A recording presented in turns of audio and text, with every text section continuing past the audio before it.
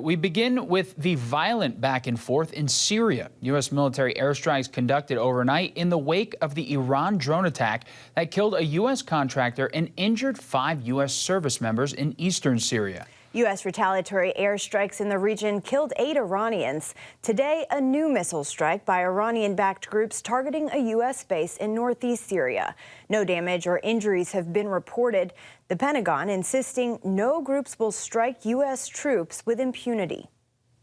The U.S. took proportionate and deliberate action intended to limit the risk of escalation and minimize casualties. Secretary Austin, along with the Department of Defense, offer our thoughts and prayers to the family and colleagues of the American contractor who was killed and with those who were wounded in the attack.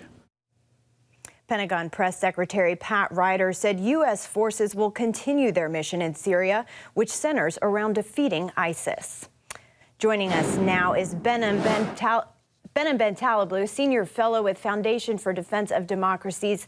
Behnam, thanks for being with us. Kind of a two-part question here to start things off.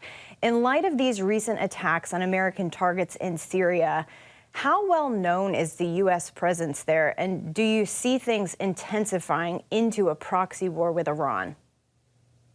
Well, it's a pleasure to be with you. Much of the U.S. force presence related to what's left of the counter-ISIS mission in Iraq and Syria is well known by the American public, but perhaps more importantly to your question, well known by one of the many adversaries that the U.S. has in the region, and that's the Islamic Republic of Iran and its broad partner and proxy network, which the regime calls the Axis of Resistance. They actually control the highways and land between the Iraq-Syria border. They ferry men, money, and munitions across this border with great impunity.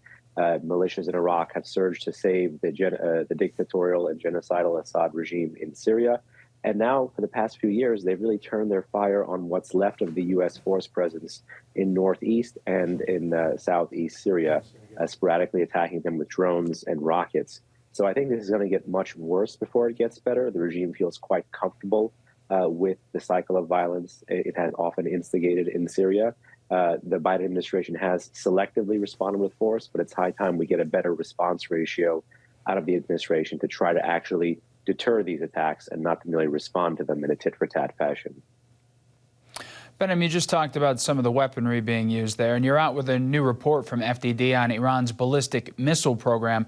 How important are the drones to Iran's arsenal? Well, bless you for bringing up that report. It was a 3-year labor of love analyzing every single ballistic missile in Iran's arsenal. And let's not forget, Iran is home to the largest ballistic missile arsenal in the entire Middle East, more than U.S. ally Israel, more than NATO ally Turkey, and more than U.S. partner Saudi Arabia. So that is quite significant in and of itself. But while ballistic missiles represent the upper tier of Iran's unmanned aerial threat spectrum, cruise missiles and suicide drones that basically function as a poor man's cruise missile are very important, cheaper, low-flying, long-range strike tools in the hands of the Islamic Revolutionary Guard Corps and its proxies.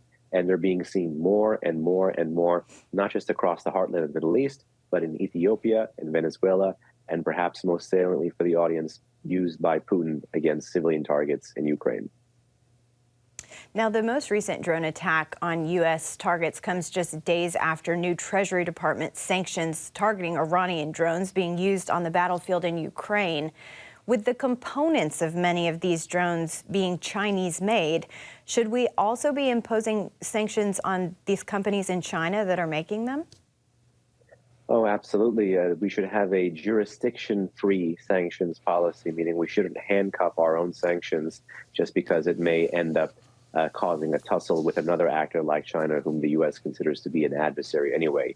China has long provided much important critical oxygen to Iran's long-range strike capabilities, such as components for the ballistic missile program and the nuclear program even in the 1990s, precision strike technology much more recently through illicit procurement Iran has gotten through front companies in East Asia and Southeast Asia in particular.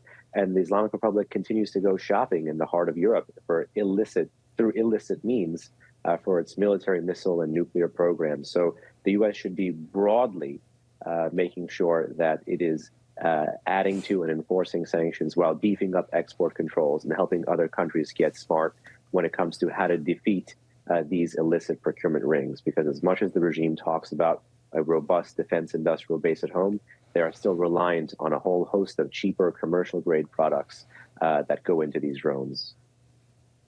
Well, Behnam, we always appreciate your perspective and your expertise. Thank you so much.